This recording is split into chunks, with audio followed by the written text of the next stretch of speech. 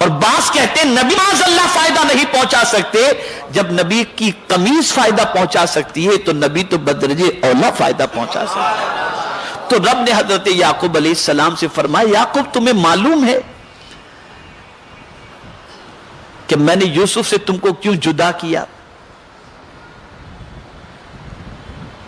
میں سمجھتا ہوں اگر یہ بات آگے کی آپ نے ذہن میں محفوظ کر لی تو بڑا فائدہ ہوگا. عرض کرتے نہیں مولا کا ایک وجہ ہے.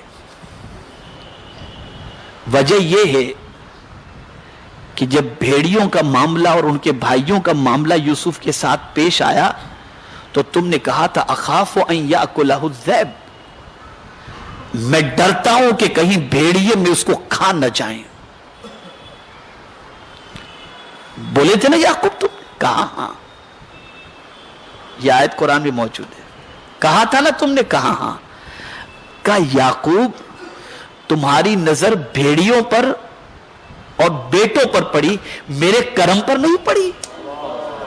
اگر تمہاری نظر میرے کرم پر پڑ جاتی تو باپ بیٹے کو جدا میں نہ کرتا.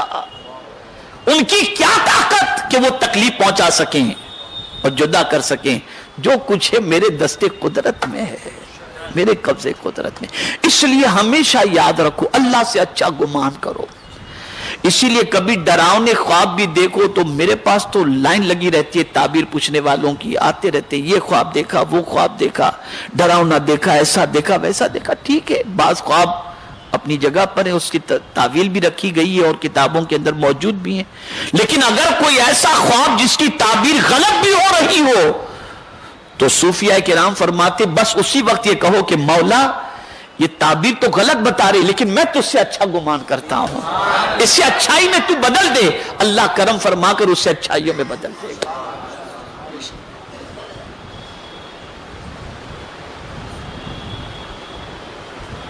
اللہ سے اچھا گمان رکھو. ساری کائنات اس کے دستے قدرت میں ہے، وہ جس طرح چاہے کائنات کو چلائے، کوئی اس کو پوچھنے والا نہیں ہے.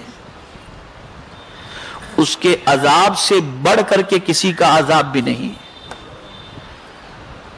اور اس سے زیادہ سنبھالنے والا بھی کوئی نہیں ہے. یہ بھی ہے قرآن مقدس وَلَا يُوثِقُ وَثَاقَهُ أَحَدٌ. اس کے پہلے کیا ہے؟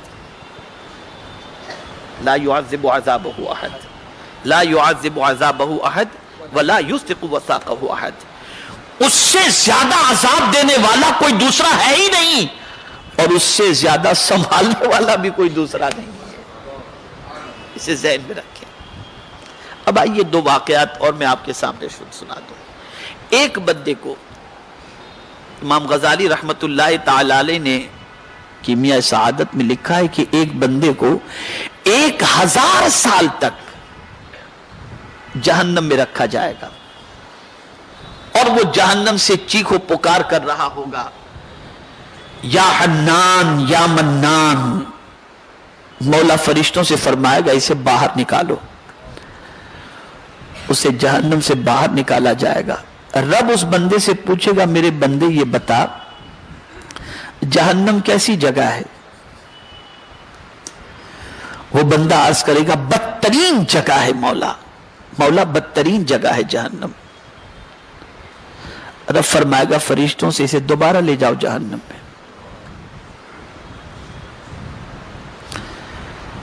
دوبارہ فرشتے اسے جہنم کی طرف لے جا رہے ہوں گے تو وہ پلٹ پلٹ کر دیکھ رہا ہوگا، پلٹ پلٹ کر. مولا فرشتوں سے فرمائے گا فرشتوں اس بندے سے پوچھو پلٹ پلٹ کے کیوں دیکھ رہا ہے؟ فرشتے پوچھیں گے اے بندے پلٹ پلٹ کے کیوں دیکھ رہا ہے؟ رب پوچھ رہا ہے تو وہ بندہ عرض کرے گا کہ میں پلٹ پلٹ کر اس لیے دیکھ رہا ہوں کہ میرے مولا سے مجھے امید تھی کہ ایک بار جہنم سے نکالا ہے اب دوبارہ جہنم میں نہیں ڈالے گا، اس لیے پلٹ پلٹ کر دیکھ رہا ہوں. فرشتے جیسے ہی مولا سے عرض کریں گے رب ارشاد فرمائے گا لے جاؤ اسے جنت میں داخل کر دو. اچھا گمان رکھو اپنے پروردگار سے، اچھی امید رکھو اپنے پروردگار سے.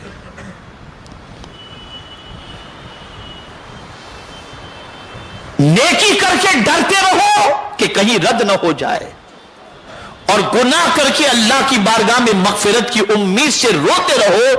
اگر یہ دونوں سچویشن ہے تو سمجھ لینا کہ آپ کا ایمان اللہ عز و جل نے صحیح رکھا ہے. یاد رکھیں ایمان کی جگہ دل ہے, اس کا اظہار وجود سے کرو. ہاتھ سے بھی ایمان ظاہر ہو, دل سے بھی ایمان ظاہر ہو, زبان سے بھی ایمان ظاہر ہو, اس کو اچھی طرح سے ظاہر کرو.